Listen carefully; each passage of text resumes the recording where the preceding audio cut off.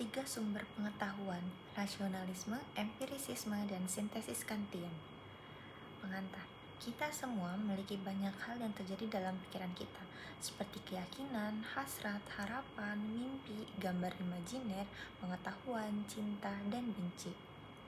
Pernahkah Anda mempertimbangkan sumbernya? Bagaimana semua itu bisa menjadi bagian dari proses berpikir? Bagaimana semua itu menjadi ide dalam pikiran kita? Beberapa filsuf mengaitkan sumber ide kita dengan indera, termasuk indera batin seperti emosi, dan 5 indera luar: penglihatan, penciuman, pendengaran, pengacapan, dan sentuhan. Kita mungkin merasakan dunia secara langsung atau tidak langsung melalui pikiran orang lain. Beberapa filsuf bahkan mengklaim bahwa semua ide kita harus berasal dari indera kita. Klaim ini menyatakan bahwa masing-masing dari kita dilahirkan dengan pikiran yang seperti tabula rasa, bahasa Latin untuk batu tulis kosong atau kertas kosong, yang di atasnya tidak ada apapun yang tertulis dan kita dapat mengisinya melalui pengalaman saat kita terpapar oleh dunia. Pengetahuan yang bergantung pada pengalaman atau yang muncul setelah pengalaman disebut a posteriori, bahasa Latin untuk dari yang terakhir. Karena pengetahuan a posteriori bersifat empiris berdasarkan pengamatan atau pengalaman, maka pandangan ini disebut empirisisme. Yang berlawanan dengan empirisisme adalah rasionalisme. Pandangan bahwa akal adalah sumber utama pengetahuan. Rasionalis mempromosikan pengetahuan matematis atau logis sebagai contoh paradigma. Pengetahuan seperti itu menurut mereka dapat ditangkap melalui akal semata, tanpa melibatkan indera secara langsung. Mereka berpendapat bahwa pengetahuan yang diakses melalui penalaran bersifat abadi, yaitu ia ada dan tidak berubah sepanjang masa lalu, sekarang, dan masa depan. Misalnya, 2 tambah 3 tetap 5. Kaum rasionalis terkesan dengan kepastian dan kejelasan pengetahuan yang diberikan oleh penalaran, dan mereka berpendapat bahwa metode ini juga harus diterapkan untuk memperoleh pengetahuan tentang dunia. Bukti indera harus sesuai dengan kebenaran akal, tetapi bukti indera itu bukan prasyarat untuk memperoleh kebenaran. Pengetahuan yang tidak bergantung pada atau mendahului pengamatan dan pengalaman disebut a priori, bahasa Latin untuk dari yang pertama. Rasionalis berpendapat bahwa akal adalah dasar dan pengetahuan a priori, tetapi dari mana kita pada akhirnya mendapatkan ide-ide yang menjadi dasar akal, jika bukan dari pengamatan atau pengalaman? Rasionalis cenderung menyukai innatisme, keyakinan bahwa kita dilahirkan dengan ide-ide tertentu yang sudah ada dalam pikiran kita. Artinya, ide itu merupakan bawaan dalam diri kita. Di antara contoh-contohnya adalah prinsip matematika atau logika, pemahaman moral, dan konsep Tuhan. Meskipun kaum innatis mengklaim bahwa ide-ide seperti itu ada dalam diri kita sejak lahir, ini tidak menjamin kesadaran langsung kita akan kehadirannya. Akal adalah fakultas yang memungkinkan kita untuk menyadari atau mengaksesnya. Berikut ini ide-ide bawaan dengan demikian menjadi dasar dari model rasionalisme. Penekanan rasionalisme terhadap pengetahuan a priori. Filsuf Prancis René Descartes pada 1596 hingga 1650 dan filsuf Jerman Gottfried Wilhelm Leibniz pada 1646 sampai 1716, dua pemikir rasionalis yang penting, mendukung keberadaan ide-ide bawaan dan realisasinya melalui akal. Mereka berpendapat bahwa kebenaran yang diungkapkan oleh ide-ide semacam itu bersifat abadi, niscaya, dan universal. Bagi Descartes, ada berbagai cara yang melaluinya kita memperoleh pengetahuan. Beberapa ide bersifat bawaan, beberapa bersumber dari luar, dan beberapa yang lain dibuat oleh kita. Descartes memberikan contoh gagasan tentang Tuhan sebagai ide bawaan dalam diri kita, seperti gagasan tentang keberadaan seseorang 1641 sampai 1985, meditasi ketiga. Menurut Descartes, ide-ide bawaan seperti kebenaran geometri dan hukum logika diketahui melalui akal terlepas dari pengalaman, karena pengalaman hanya memberi kita contoh-contoh tertentu yang darinya pikiran menemukan ide-ide universal yang terkadang di dalamnya. Oleh karenanya, ide-ide itu bersifat a priori. Ide-ide bawaan Descartes telah dibandingkan dengan informasi yang tersimpan dalam sebuah buku. Ide-ide ada di dalam diri kita, meskipun tidak selalu hadir di pikiran. Begitu kita mulai membaca buku itu, isinya mengungkapkan dirinya kepada kita, sama seperti penalaran mengungkapkan ide-ide bawaan kita kepada kita. Dengan kata lain, hanya melalui pembacaan atau pemikiran yang cermat, kita dapat memahami ide mana yang bersifat bawaan dan mana yang datang kepada kita dari tempat lain. Leibniz menyebut ini bawaan sebagai prinsip. Sebagaimana Descartes, Leibniz berpendapat bahwa prinsip-prinsip diakses oleh akal, sifat universal dan kebenaran matematis misalnya tidak diungkapkan oleh indera. Adalah fakultas akal yang memperoleh kebenaran universal dari contoh-contoh individual. Leibniz berpendapat bahwa kumpulan contoh yang didasarkan pada indera tidak dapat membawa kita ke kebenaran yang niscaya. Pada saat yang sama, juga jelas bahwa kita dapat memahami banyak kebenaran yang niscaya seperti matematika. Oleh karena itu, pikiran adalah sumbernya, yang berarti kebenaran-kebenaran ini ada secara bawaan. Namun, ide bawaan bukanlah pemikiran yang lengkap bagi Leibniz.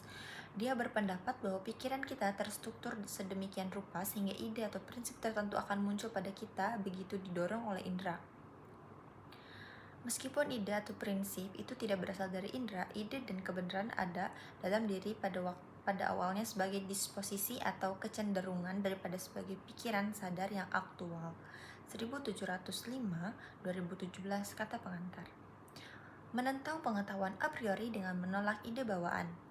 Klaim kaum empiris bahwa semua pengetahuan kita berasal dari pengalaman sangat kontras dengan konsep ide bawaan. Bagi kaum empiris, semua pengetahuan bersifat a posteriori, artinya diperoleh melalui atau setelah pengalaman.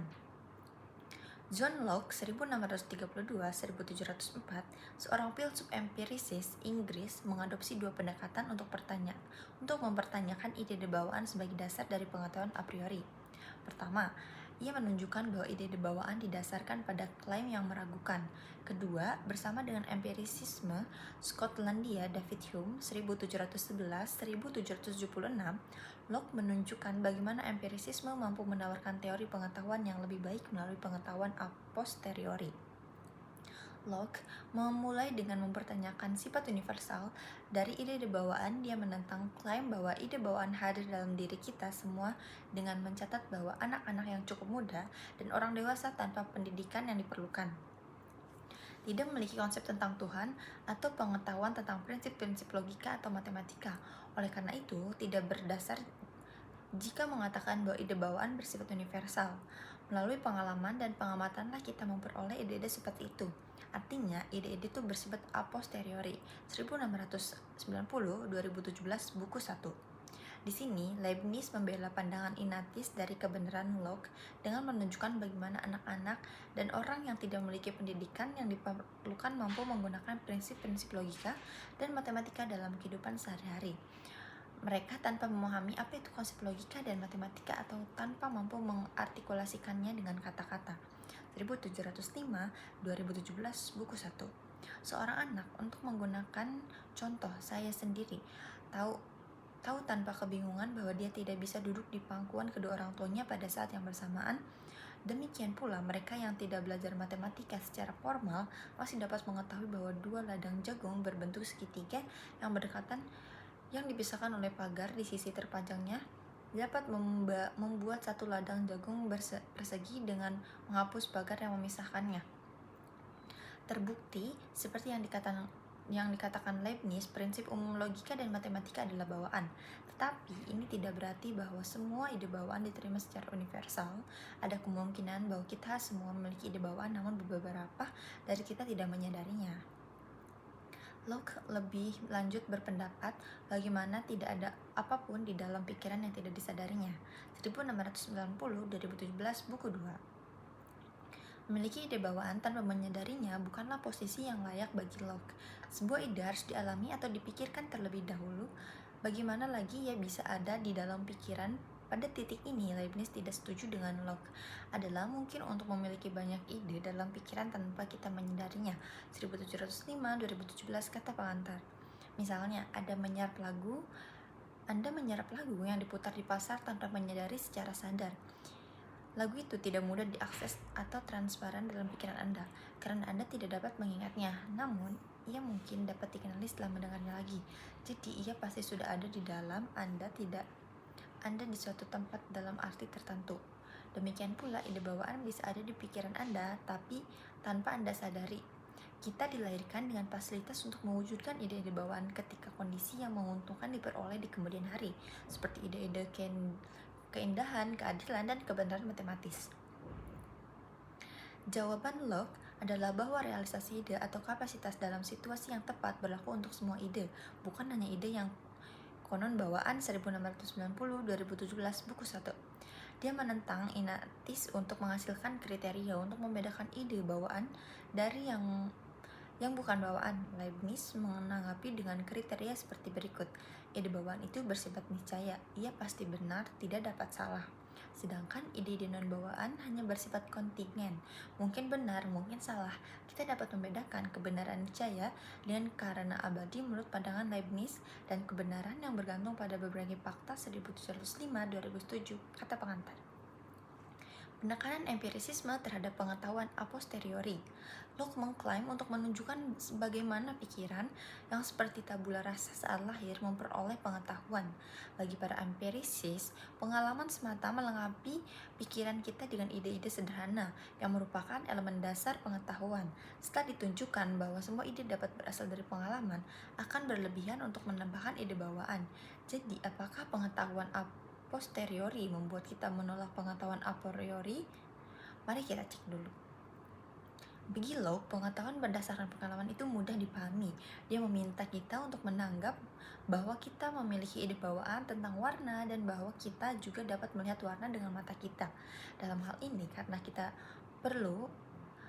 tidak perlu bergantung pada keduanya, maka kita cukup mengendalikan indera kita karena lebih mudah dan sederhana untuk memahami pengetahuan yang diperoleh dari pengalaman indera daripada pengetahuan yang berasal dari beberapa sumber yang tidak kita sadari.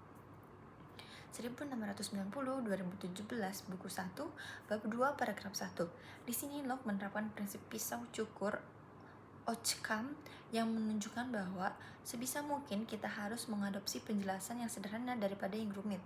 Penjelasan sederhana memiliki kelebihan berupa kurang rentan terhadap kesalahan dan lebih ramah terhadap pengujian daripada penjelasan yang rumit yang tidak menambah nilai penjelasan.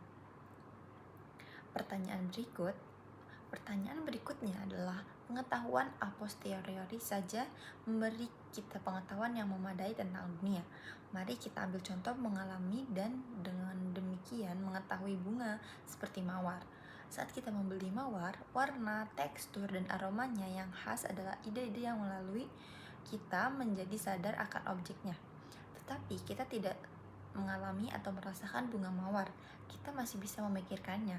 Kita juga dapat mengenalinya saat berikutnya kita melihat bunga tersebut dan mempertahankan keyakinan bahwa bunga itu berbau manis, indah untuk dilihat, dan lembut untuk disentuh. Ini menunjukkan bahwa selain penginderaan, kemampuan untuk membentuk konsep tentang objek yang kita temui sangat penting untuk mengetahui dunia. Pengalaman juga memungkinkan kita membayangkan apa yang tidak kita alami secara langsung, seperti Putri Duyung. 1690-2017 buku 3 bab 3 para 19. Imajinasi semacam itu dimungkinkan karena kita telah mengalami secara langsung bagian-bagian berbeda dari objek imajiner ini secara terpisah. Menggabungkan pengalaman-pengalaman ini dalam pikiran dengan cara yang teratur menghasilkan objek yang dibayangkan. Seandainya kita belum pernah mengalami dan dengan demikian belum pernah membentuk konsep ikan dan wanita secara terpisah sebelumnya, kita tidak akan dapat membayangkan Putri Duyung saat ini. Pertimbangan ini mengarahkan Locke untuk mengkategorikan semua pengalaman indera kita ke dalam ide sederhana dan ide kompleks. Ide sederhana adalah ide dasar dan tak terpisahkan, seperti ide warna merah. Ide kompleks dibentuk oleh pikiran, baik dari lebih dari satu ide sederhana atau dari kesan kompleks. Ide-ide kompleks dapat dibagi karena mereka memiliki bagian-bagian, contohnya termasuk jalan emas, tentara, dan alam semesta. Ide atau konsep saya tentang suatu objek, entah sederhana atau kompleks, pada akhirnya dapat ditelusuri kembali ke kesan indera yang terkait. Hume, filsuf empiris penting lainnya, menulis tentang ide sebagai salinan dari kesan. Kesan itu gamblang dan hidup seperti yang diterima langsung dari pengalaman indera. Hum juga memungkinkan kesan batin termasuk kecemburuan, kemarahan, dan sebagainya. Ide adalah salinan mental atas kesan ke dalam atau keluar yang menjadikannya samar atau lemah. Coba bandingkan pengalaman persepsi dengan mengingatnya dari ingatan. Hum berpendapat bahwa saat tidak ada kesan, tidak akan ada ide. Seorang buta tidak dapat melihat ide tentang warna menurut Hum. Seorang tidak dapat dilahirkan dengan ide-ide yang tidak berasal dari kesan apapun. Jadi tidak ada ide bawaan bagi Hum. Namun, dia setuju bahwa kecenderungan kita untuk menghindari rasa sakit atau untuk mencari banyak kesenangan dan keinginan kita itu bersifat bawaan. Di sini saya berpendapat bahwa bahkan kecenderungan-kecenderungan ini didasarkan pada kesan indrawi kita dan ide-ide terkait yang kita bentuk dari kesan itu. Kecenderungan mental untuk berulang kali mencari kesenangan atau menghindari rasa sakit datang kepada kita hanya setelah kejadian pertama terpapar salah satu sensasi itu. Berbeda dengan bagi Descartes. Bahkan ide tentang Tuhan termasuk pengetahuan a posteriori bagi Hume, karena tidak seorang pun dari kita yang mengalami Tuhan secara langsung. Menurut Hume, tidak ada kesan tentang Tuhan yang tersedia bagi kita untuk membentuk ide yang sesuai. Dalam pandangan Hume, imajinasi kita membentuk ide ini dengan memperluas pengalaman kita tentang kualitas baik yang dimiliki oleh orang-orang di sekitar kita.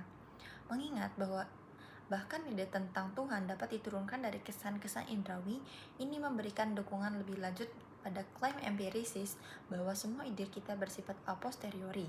Oleh karena itu, menurut Hume, klaim rasionalis tentang keberadaan ide-ide, bawaan, dan pengetahuan a priori itu keliru. Kekurangan teori tabula rasa.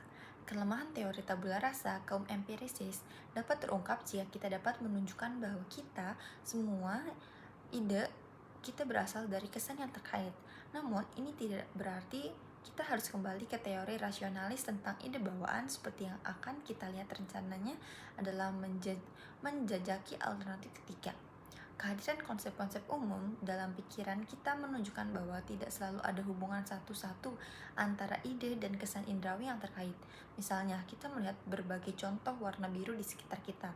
Dari contoh ini, kita membentuk konsep umum tentang biru. Konsep umum ini tidak disalin dari satu kesan tertentu tentang biru atau bahkan dari corak tertentu warna biru. Kita juga memiliki konsep abstrak seperti keadilan, kebaikan, dan keberanian yang tidak dapat dilacak ke kesan indrawi yang terkait. Dalam kasus seperti ini, kita mengalami tindakan atau contoh keadilan, kebaikan, dan keberanian yang berbeda.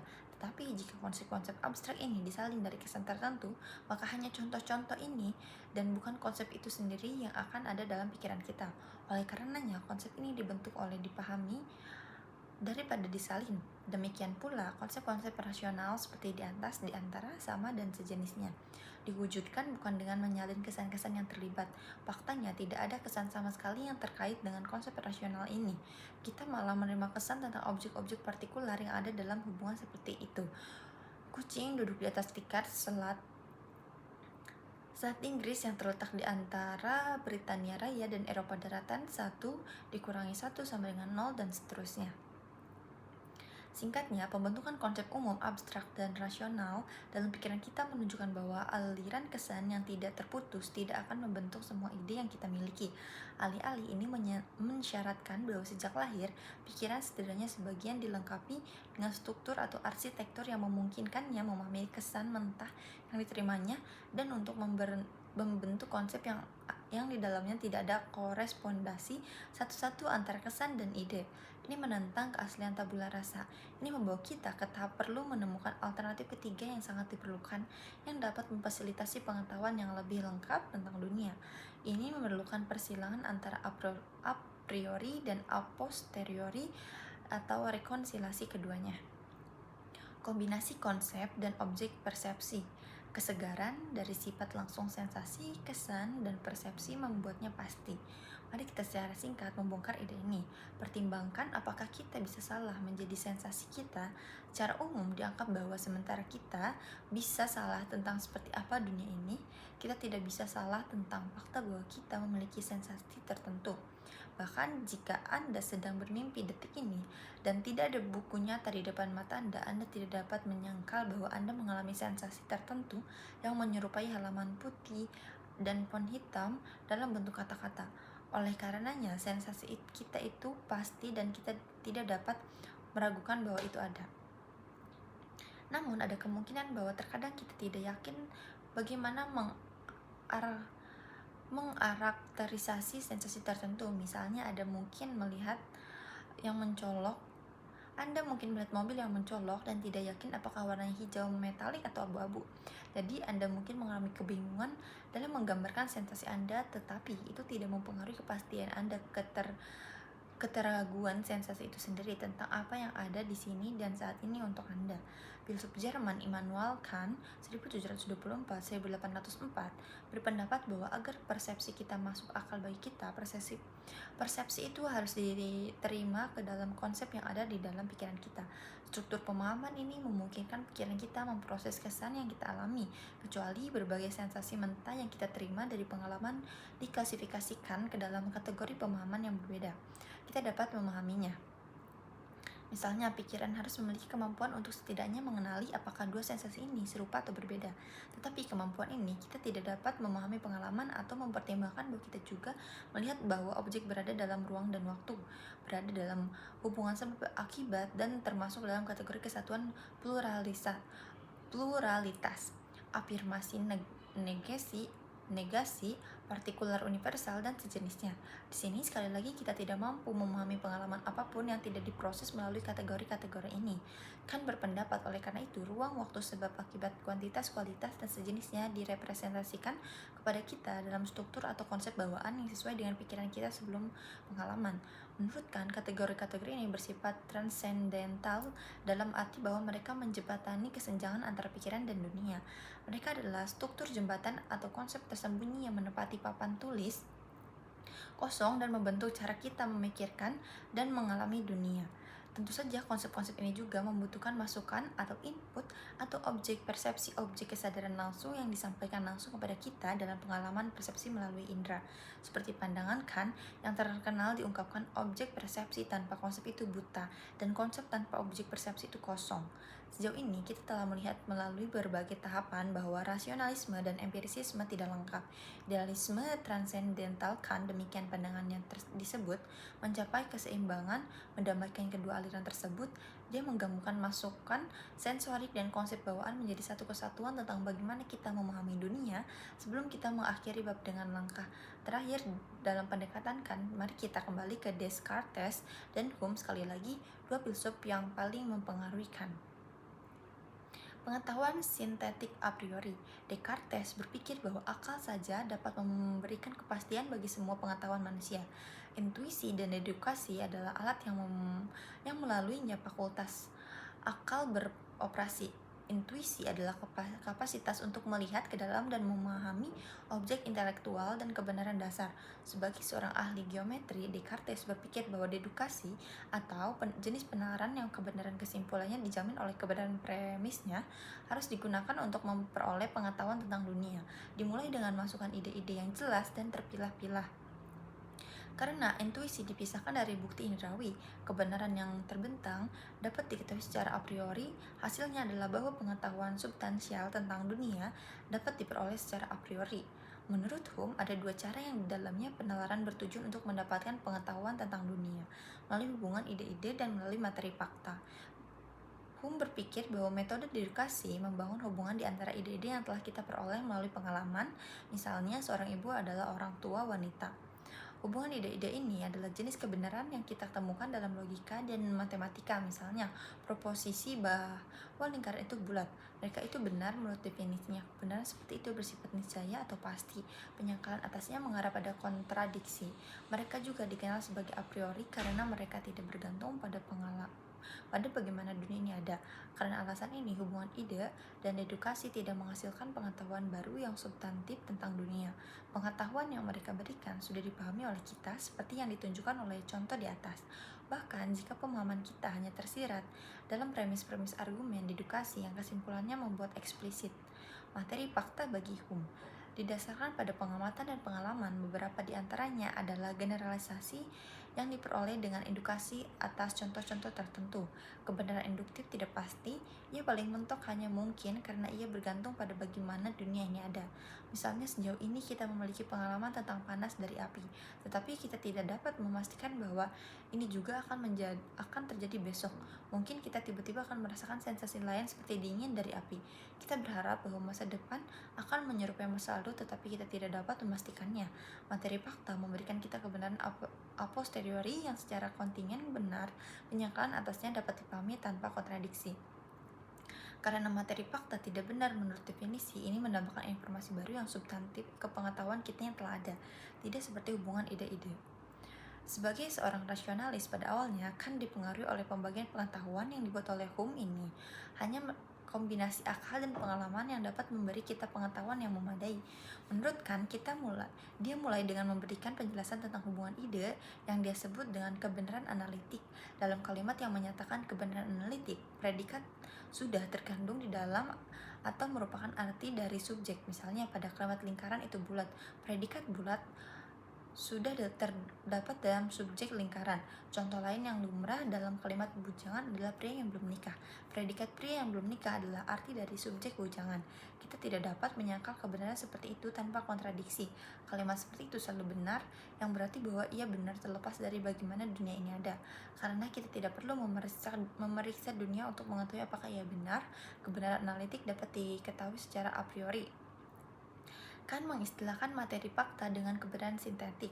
Predikat tidak terkandung di dalam subjek dan juga bukan berarti dari subjek.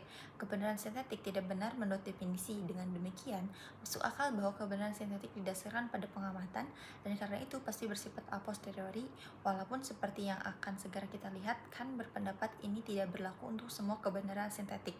Misalnya pertimbangan proposisi. George, si bujang, adalah seorang penulis. Kita memiliki informasi bahwa di sini tentang orang tertentu bernama George yang menjadi seorang bujang dan penulis, dan pengalaman diperlukan untuk mengetahui hal ini. Karena lawan dari kebenaran sintetik tidak kontradiktoris, maka ia bersifat kontingen. Kan berpendapat bahwa hanya kebenaran sintetik yang mampu memberikan informasi baru yang substantif tentang dunia.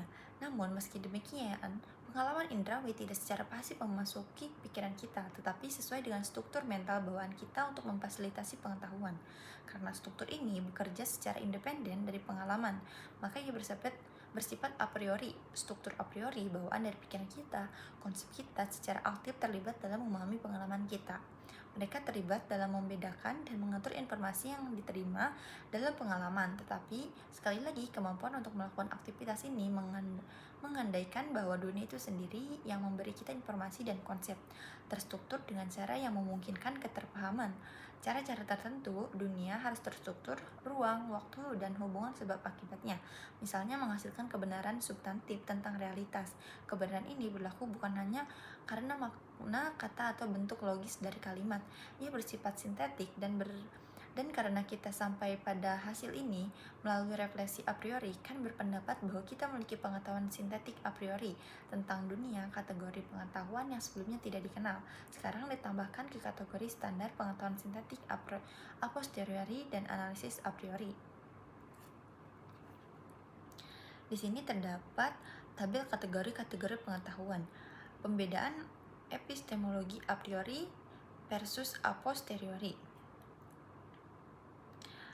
Analitik atau niscaya hubungan ide-ide, sintetik atau kontingen materi fakta, a posteriori atau empiris, kategori pengetahuan, analitik a posteriori, signifikansi menerima perhatian minimal karena ia bukan sumber utama perselisihan dalam perbatasan filsafat.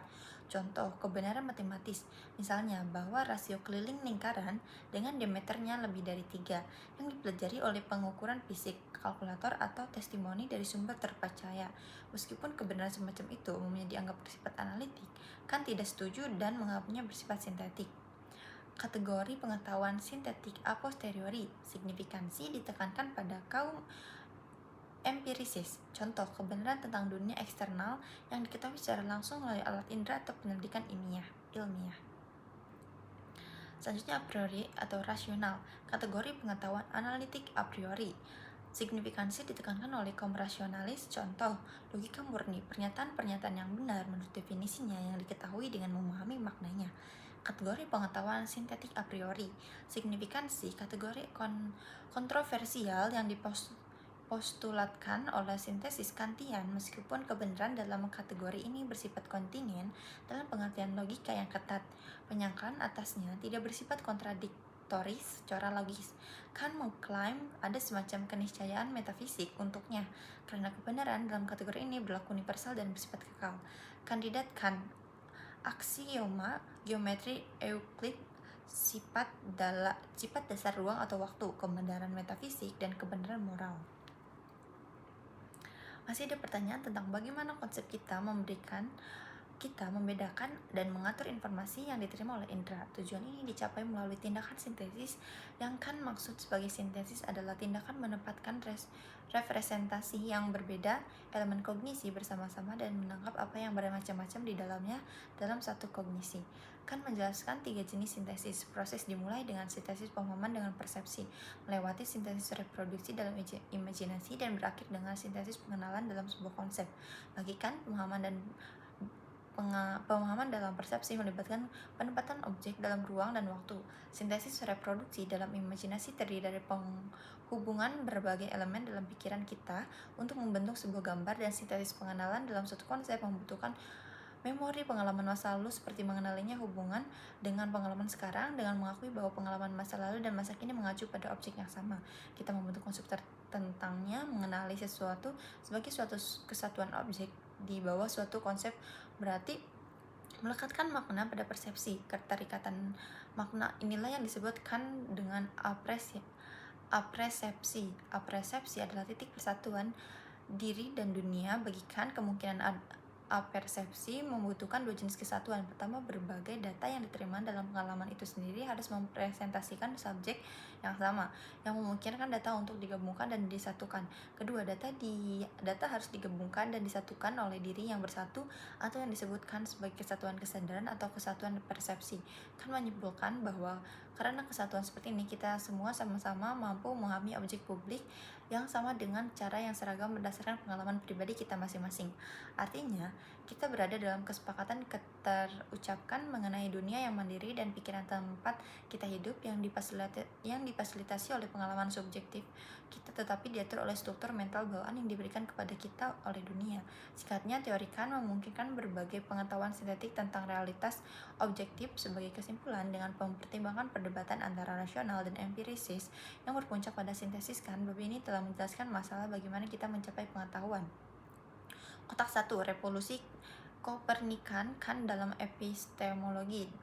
Dalam Critique of Pure Reason-nya, Kant merangkai epistemologinya dengan menarik analogi revolusi Kopernikus atau pergeseran astronomi dari model alam semesta geosentris ke heliosentris yang dinamai dengan mengacu pada nama Nicolaus Copernicus, matematikawan dan astronom Polandia abad ke-16. Sampai sekarang diasumsikan bahwa semua kognisi kita harus sesuai dengan objek, tetapi semua upaya untuk menemukan sesuatu tentang objek secara a priori melalui konsep-konsep yang akan memperluas kognisi kita.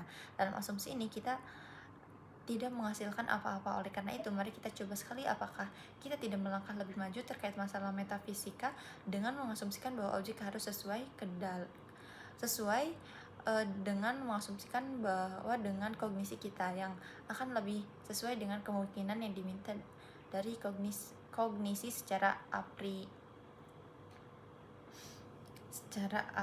priori atasnya, yaitu untuk menetapkan sesuatu tentang objek sebelum diberikan kepada kita. Ini akan seperti pemikiran pertama Kopernikus yang saat ini tidak membuat kemajuan yang baik dan penjelasan tentang gerakan langit jika dia asumsi bahwa seluruh benda langit berputar mengalami pengamatan. Mencoba untuk melihat apakah mungkin dia tidak akan lebih berhasil jika dia membuat pengamatan berputar dan membiarkan bintang-bintang diam.